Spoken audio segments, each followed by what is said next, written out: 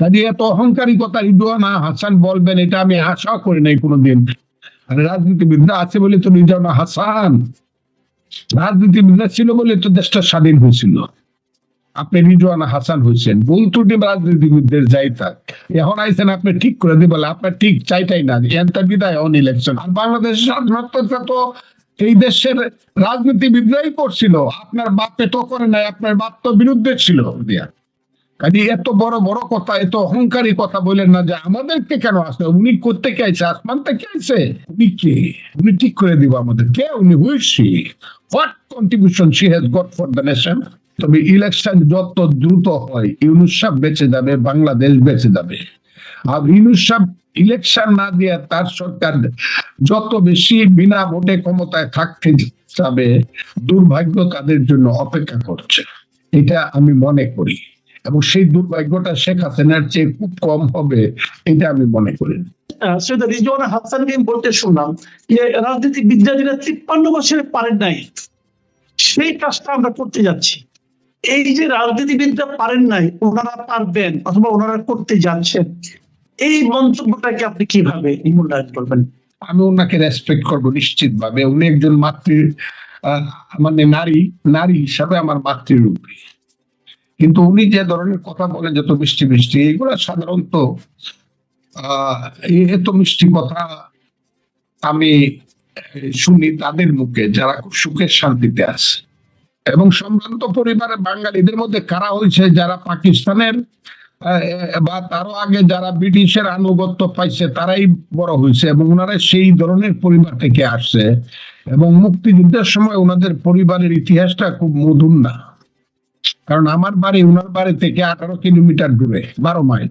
আর আমার হবিগঞ্জ আমার বাড়ি থেকে 12 মাইল, আর কিশোরগঞ্জ আমার বাড়ি থেকে হলো 25 মাইল। আমি যে দালাল, কাজে হবিগঞ্জের খবরটা বাতাসটা পূর্ব দিক থেকে প্রথমে আমার বাড়িতে এসে ধাক্কা দেয়। এবং আমি মুক্তিযোদ্ধা কমান্ডার বলে আমি জানি হবিগঞ্জে কারা কারা দালাল ছিল, রাজাকারা ছিল, আলবদরা ছিল, এবং কত মানুষ আমার পায়ে ধরে বাঁচবার চেষ্টা করছে। রিজওয়ানা হাসানদের পারিবারিক মুক্তিযুদ্ধের ইতিহাসটা খুব সুখকর ইতিহাস না। উনি যদি বলেন যে উনাকে আসতে হয়েছে 53 বছর পরে, উনার কাছ থেকে আমরা কিছুই চাই না, উনি কে, উনি ঠিক করে দিব আমাদের কে, উনি who is she what contribution she has got for the nation. তার কখন উনি কবে রাজনীতি করছেন, ও কিছু এনজিও করছেন আর কিছু ওই যে বিদেশি পুরস্কার পাইলে পরে মনে করেন যে মহান ব্যক্তি হয়েছেন, তা না। কিন্তু উনি ওই দিনের কথাটা আমার মনে হয়েছে রাজনীতিবিদদেরকে উনি খুব ছোট করছেন।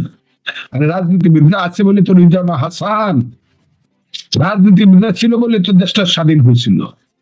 আপনি রিজওয়ানা হাসান হয়েছেন, ভুল ত্রুটি রাজনীতিবিদদের যাই থাক, এখন আইসেন আপনি ঠিক করে দিবেন, আপনার ঠিক চাইটাই না এনটা বিদায় অন ইলেকশন দিয়া। নাইলে ইলেকশন করে দেখেন হবিগঞ্জের হেড টু করেক্টারে আপনি তো মহিবুল হাসান সাহেবের মেয়ে, আমি ওনাকেও চিনতাম, কয়টা ভোট পান দেখেন, জামানতটা বাঁচছে কিনা। যে আপনি ঠিক করবেন কি, আগে ভোটটা করে আসেন, হবিগঞ্জের মানুষকে জিজ্ঞাসা করেন যে আমি রিজওয়ানা হাসান, মহিবুল হাসান সাহেব আমার বাবা ছিলেন, অমুক ছিলেন, তমুক ছিলেন, আমরা সম্ভ্রান্ত পরিবারের ছেলে মেয়ে, ইলেকশন করে দেখেন তো কত পার্সেন্ট ভোট পান। কাজে এত বড় বড় কথা, এত অহংকারী কথা বলেন না যে আমাদেরকে কেন আসছে, উনি করতে কে আইছে, আসমান থেকে আইছে না, উনি ইউনূস সাহেবের দয়ায় আসছে, এনজিওদের দয়ায় উনি আসছে। ইউনূস সাহেব যদি বলতো যে উনার যিনি, ইউনূস সাহেবকে যিনি ভাত রান্না করে খাওয়া, তাকেও উনি উপদেষ্টা করবেন, ইউনূস সাহেব পারতো। যারা আজকে উপদেষ্টা আমাদের ইতিহাসটা করে সাংঘাতিক কিছু গ্লোরি আছে, এটা ঠিক না। কাজে এত অহংকারী কথা রিজওয়ানা হাসান বলবেন এটা আমি আশা করি নাই কোনোদিন, যে 53 বছর পরে আমাদেরকে আসতে হলো কেন, রাজনীতিবিদরা ঠিক করতে পারে নাই বলে। আরে পারে নাই মানে রাজনীতিবিদরাই তো এই দেশটা এই পর্যায়ে নিয়ে আসছে। হইতে পারে গণতন্ত্রের জন্য শেখ হাসিনা যা করছে সর্বনাশ করছে, ফ্যাসিজম করছে, হইতে পারে সেটা, কিন্তু দেশটা আজকে যে আপনি এত সুন্দর ভাবে এত বড় বড় কথা বলেন, এইসব তো বাংলাদেশের স্বাধীনতার জন্য হয়েছে। আর বাংলাদেশের স্বাধীনতাটা তো এই দেশের রাজনীতিবিদরাই করছিল, আপনার বাপে তো করে নাই, আপনার বাপ তো বিরুদ্ধে ছিল। আমি খুব স্পষ্ট ভাবে কথাটা বললাম, এটা যদি চ্যালেঞ্জ করতে হয় উনি চ্যালেঞ্জ করতে পারেন আমার সঙ্গে। এই কথাটা তো ঠিক, এই কথাটা আপনি মানবেন যে এখন যে সংস্কারের দাবি উঠেছে এই দাবিগুলো পূরণে অতীতে আমরা রাজনীতিবিদদের কোনো ভূমিকা দেখিনি, এটা তো ঠিক। কোন দাবিগুলো? এই যে সংস্কারের দাবিগুলো উঠেছে, হ্যাঁ, কি সংস্কার করতে তারা? আমি জানা দরকার, কি সংস্কার তারা করতে চান? কে এই মহাজ্ঞানী লোকটি? আমার জানা দরকার। না এরই মধ্যে তো 6টা এবং পরবর্তীতে আরো 5টা সংস্কার কমিশন হয়েছে। এই কমিশনগুলো কর্মকাণ্ড এবং যোগ্যতা কি আপনি মানে গুরুত্ব দিতে চাচ্ছেন না? আমি তাদের যোগ্যতা বা গুরুত্ব এই কোনো কিছুই বলছি না। আমি শুধু বলছি সংস্কার অনন্তকাল চলবে, যতদিন পর্যন্ত কিয়ামত না হবে পৃথিবী। যে নির্বাচন কবে হবে, এবং এই প্রসঙ্গটা প্রথমে এনেছে বিএনপি, আমি যতটুকু মনে করতে পারি, এবং ওনারা বলেছেন যে নির্বাচনের রোড ম্যাপ থাকা দরকার। আমার একটা বিপরীত মত একটা আছে। অনেকে বলে বিএনপি নির্বাচনের জন্য পাগল হয়ে গেছে, নির্বাচন হলেই কি দেশের ভালো কিছু ঘটবে? তো এই যে প্রসঙ্গটা, এরপরে আবার দেখলাম যে আমাদের প্রধান উপদেষ্টা ডক্টর ইউনূস একটা নির্বাচনে একটা সম্ভাব্য তারিখের কথা বললেন, ঠিক তারিখ বললেন না, একটা সম্ভাব্য সময় দিলেন। যদি আংশিক আপনার সংস্কার হয় তাহলে এবছরে 2025 সালের শেষ দিকে, আর যদি ওনার প্রত্যাশিত সংস্কার করতে হয় তাহলে 2026 জুন মাস। এই যে সামগ্রিক বিষয়টা, এটা নিয়ে আপনার কাছে আমার প্রশ্ন যে নির্বাচন হোক, এই চাওয়াটা কি তারা হওয়ার কিছু? এটা কি চাওয়াটা কি অন্যায়, নাকি নির্বাচন আসলে বিলম্বিত হওয়াটাই ভালো? আপনি কি মনে করেন? প্রশ্নটার ব্যাপারে আমি খুব সুস্পষ্ট ভাবে গত কয়েকদিন, এবং আমার মনে হয়, আমি জানি না, আমার চেয়ে হয়তো বা অনেক জ্ঞানী গুণী মানুষেরা অনেক স্পষ্ট ভাবে বলেছেন, আমি আমার মতো করে বলেছি। আমি জনাব ইউনূস সাহেবের হাইট, তার পার্সোনালিটি, তার যোগ্যতা, এইসবের ব্যাপারে আমার কোনো প্রশ্ন নাই, এবং সেটা হলো পলিটিক্স এর বাইরের ফিল্ডে, নট ইন পলিটিক্যাল ফিল্ড। আগে আমার মনে হচ্ছিল যে উনি বোধহয় এই ফিল্ডেও এই যোগ্যতাটা উনি প্রমাণ করতে পারবেন। এখনো প্রমাণ করতে পারেন নাই, এটা আমি বলতে চাই না। আমি যে কথাটা বলতে চাই, ইলেকশনের কথাটা আসলেই ওই যে অনেকের আছে চিংড়ি মাছ দেখলেই শরীর চুলকায়, অ্যালার্জি, দেখলেই খাইতে হয় না। অনেকের আছে বেগুন খাইলে টুক চলে যায়। এই সরকারের কাছে আমার মনে হয় election the very word is a, নির্বাচন নামটাই তাদের কাছে, নির্বাচন নামটাই তাদের কাছে একটা অ্যালার্জি। কারণ আমি বহুদিন পরে, 4 মাস পরে জনাব ডক্টর মোহাম্মদ ইউনূস সাহেবের মুখে নির্বাচনের একটা সম্ভাব্য সময় শুনতে পেলাম। এটা বলার সঙ্গে সঙ্গেই আবার শুনতে পেলাম যে শেখ ইউনূস সাহেব যাদের মাধ্যমে চলেন, খুবই দুর্ভাগ্যজনক ভাবে উনি বলে ফেলেছিল যে ছাত্ররা আমাকে ক্ষমতায় বসিয়েছে, এবং সারা পৃথিবীতে উনি বলার চেষ্টা করেছেন ছাত্ররাই এই সরকারকে পতন করছে এবং আগামী দিনে ছাত্ররাই দেশ গড়বে। এই কথাটা বলতে গিয়ে উনি কাউকে কাউকে আবার মেন্টর বা মাস্টার মাইন্ড ইত্যাদি জাতিসংঘ পর্যন্ত দেশের বাইরেও বলে ফেলেছে, এবং উনি প্রায় উনি এমনও বলেছেন ছাত্ররা আমাকে বসিয়েছে, আমাকে ওরা যেদিন বলবে সেদিন চলে যাবে। ছাত্রদের মূল সংগঠনের নাম হলো বৈষম্য বিরোধী ছাত্র আন্দোলন, এবং এটার প্রধান ব্যক্তিদের নাম হলো সমন্বয়ক। এটা বাংলাদেশের ডিকশনারিতে খুব রক্তিম অক্ষরে লেখা থাকবে, স্বর্ণালী অক্ষরেও লেখা থাকতে পারে সমন্বয়ক, আবার অনেকে বলে সমন্বয়ক। তো এই যে সমন্বয়ক অথবা সমন্বয়কেরা, আমি দেখলাম তারা সঙ্গে সঙ্গে বলে ফেললো কিসের ইলেকশন, শেখ হাসিনা এবং আওয়ামী লীগের বিচারের আগে যদি কেউ ইলেকশনের কথা বলে তাকে আমরা গণশত্রু হিসাবে আমরা বিবেচনা করব। মানে ইলেকশন যে কথা যে করবে সে হবে গণশত্রু।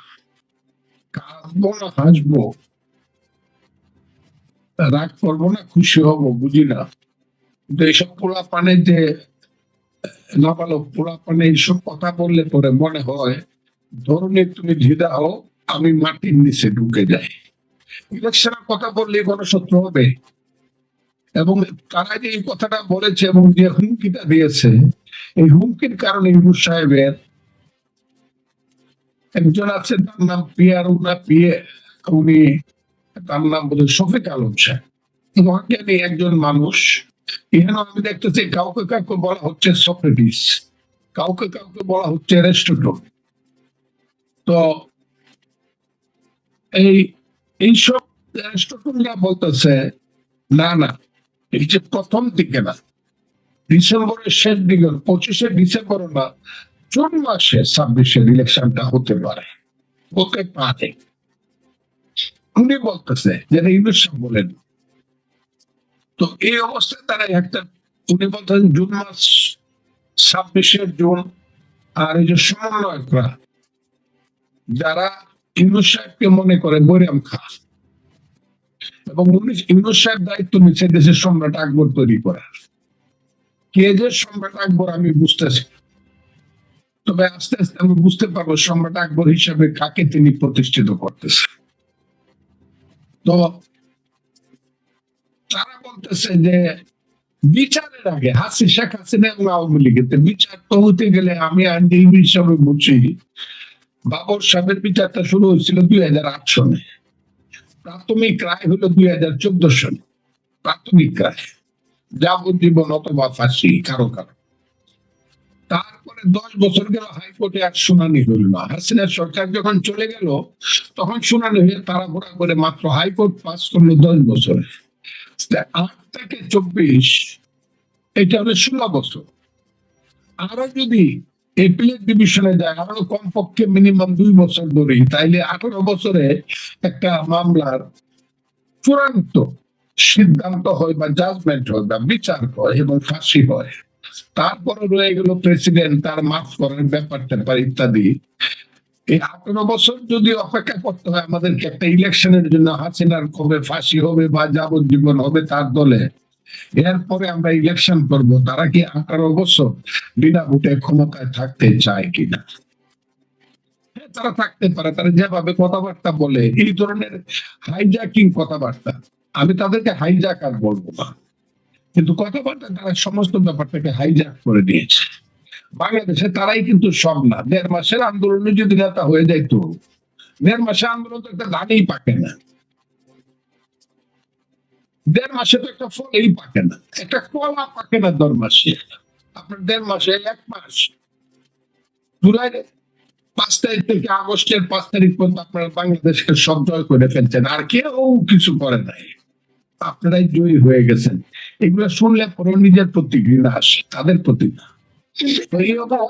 ইলেকশনটা ওনারা দিতে চাচ্ছেন না, কারণ ইলেকশনটা দিলে পরে কি হবে ওনারা জানেন।